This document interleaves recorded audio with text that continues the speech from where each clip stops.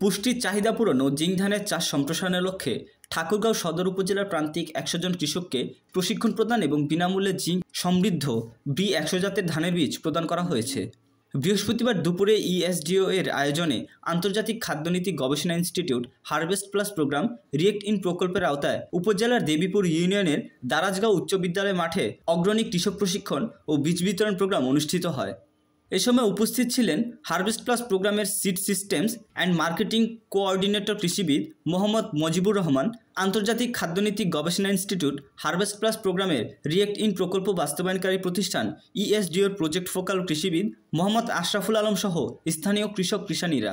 অনুষ্ঠানে অতিথিরা মানবদেহে জিঙ্কের উপকারিতা, অভাবজনিত লক্ষণ ও জিঙ্কের ঘাটতি পূরণের উপায়সহ জিঙ্ক এবং আয়রন সমৃদ্ধ ধানের বিভিন্ন জাত উৎপাদন প্রযুক্তি বিষয়ে আলোচনা করেন।